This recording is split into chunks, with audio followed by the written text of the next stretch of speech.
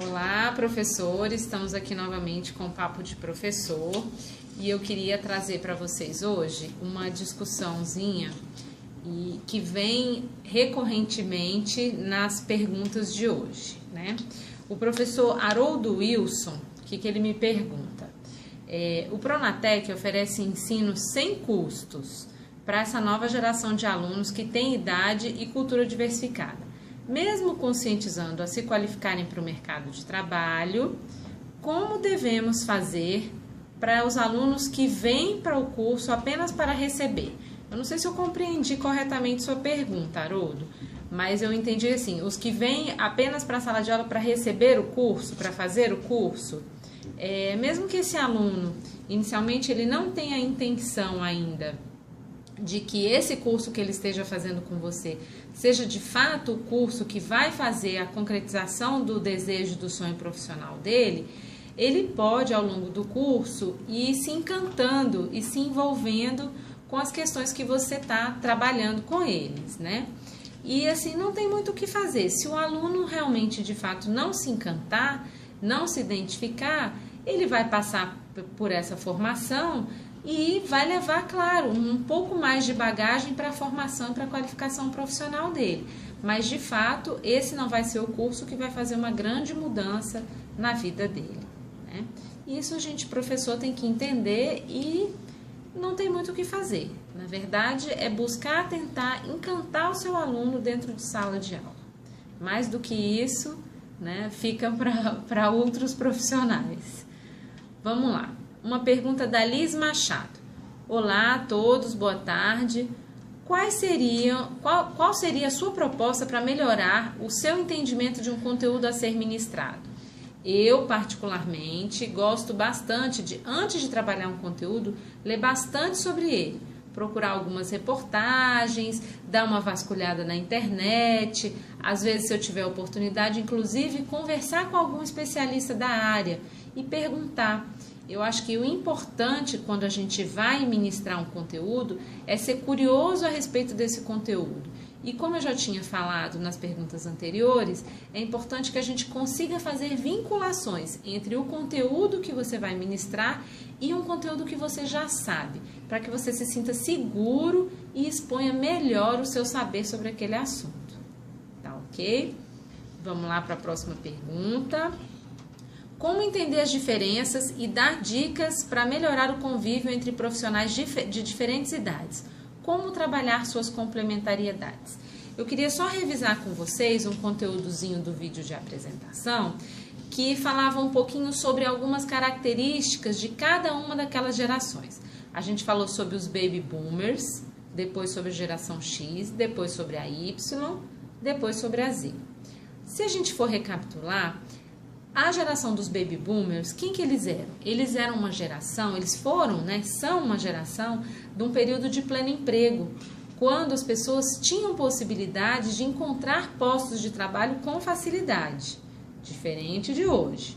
E essas pessoas que tinham alguma facilidade e disponibilidade, quer dizer, quase que um momento de fartura do mundo do trabalho, de possibilidades de inserção, essas pessoas, elas são as pessoas que a gente conhece hoje, onde muitas delas possuem carreiras sólidas, são normalmente os gerentes, as pessoas mais antigas nas instituições, grandes empresários, né? Eu poderia, por exemplo, citar um exemplo clássico, o próprio Silvio Santos, né? Que está aí numa carreira de muitos e muitos anos, uma carreira sólida e reconhecida. Então, o Baby Boomer, ele é um cara que ele viveu para o trabalho, né? Que ele colocou no trabalho todas as expectativas de satisfação da sua vida. E ele tinha muito compromisso, essa noção muito clara de dever, de segurança, de estabilidade, né? Ele era um cara que ele entrava numa empresa e nela permanecia por muitos e muitos anos. Quem é a geração X? A geração X são aqueles profissionais que estão hoje por volta dos 40, entre 36 a 49 anos.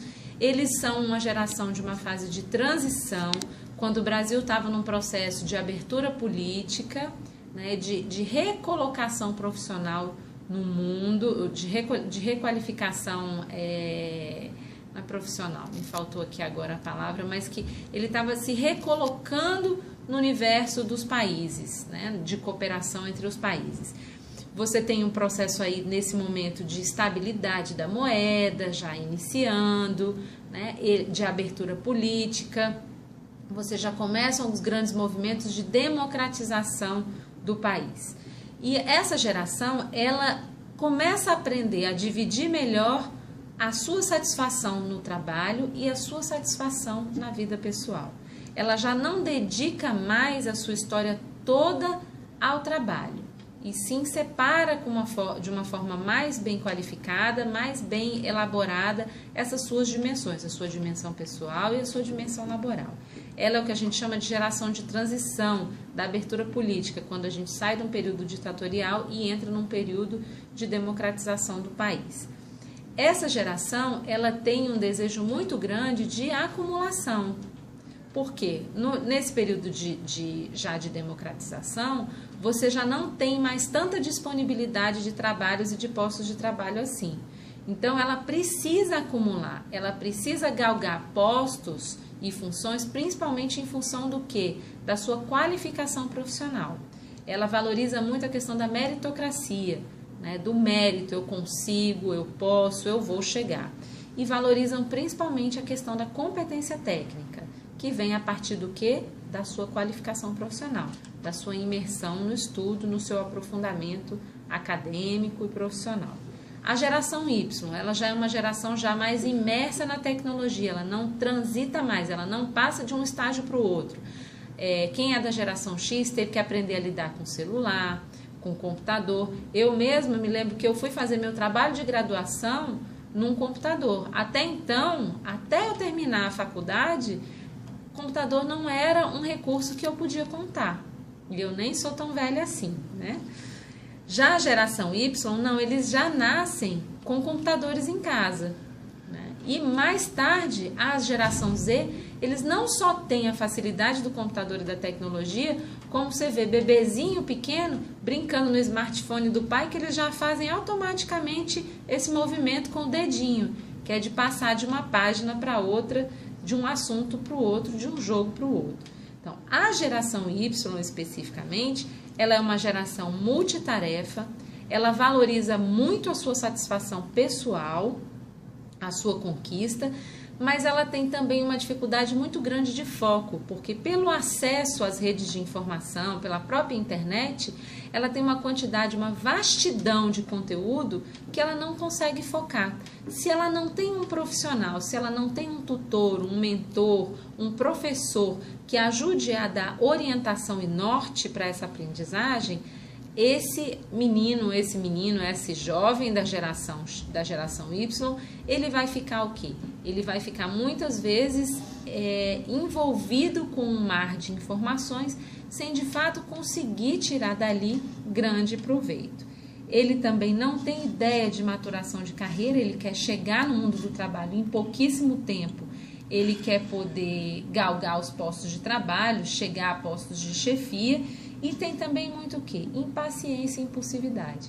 Mas na contrapartida, ele é um cara extremamente inovador, porque ele já não tem um apego tão grande a algumas questões, ele consegue se arriscar mais, ele consegue então inovar mais. A nossa geração Z, que são os meninos que estão começando a chegar no mercado de trabalho, que estão aí, né, a partir dos 15 a 20 e poucos anos, 23 anos, eles estão absolutamente imersos na tecnologia. São mais individualistas, mas buscam imensos desafios. Eles têm que ser o tempo inteiro desafiados. Desses mais novinhos, a gente ainda não tem muito o que falar. A gente ainda não sabe muito como é que tem sido o comportamento deles dentro das instituições. Com um pouco mais de tempo, eu acredito aí que num período de mais 3 ou 4 anos, a gente já vai conseguir entender qual é o comportamento desse menino no mercado de trabalho. Hoje, ele também é um menino que precisa de orientação, de mentoria e de alguém que possa, junto com ele, ir dando sentido e norte para o trabalho que ele vem fazendo. Isso tudo, eu fiz essa revisão toda para responder um pouco para o Luiz Fernando como entender essas diferenças. Então, a partir dessas colocações, você vai conseguir entender melhor que diferenças são essas dessas pessoas que você está entendendo, está encontrando em sala de aula. E pensar sempre assim, como é que elas se complementam? Quer dizer, o mais novo, ele não tem paciência, ele não consegue ter essa coisa de uma maior estabilidade, mas ele também arrisca mais, coisa de que quem é um pouco mais velho tem um pouco mais de medo de arriscar. Então a gente vai o quê? Vai se ajudando, o que arrisca e o que planeja, o que pensa e o que faz, juntos, né? Trocando aí nas suas relações de trabalho os seus saberes e as suas possibilidades. Vamos lá, o Carlos, ele pergunta também, o que os novos, sabemos que os alunos da nova geração têm facilidade com as tecnologias, mas eles não têm capacidade de planejar como as primeiras gerações. Como devemos agir com eles, dado que o raciocínio é diferente? Uai, o interessante é que a gente coloque essas pessoas juntas, né? Coloque quem sabe planejar bem, com quem tem essa noção, tem esse entendimento situacional, desse contexto situacional, com quem arrisca mais, com quem tenta mais. Com certeza esse vai ser um bom casamento, a gente vai ter bons resultados aí, tanto em sala de aula quanto dentro das empresas. E a pergunta do Naldoni, de Fortaleza. É importante conhecer e trabalhar o público-alvo. Como trabalhar as diversidades de conhecimentos em salas de gerações diferentes?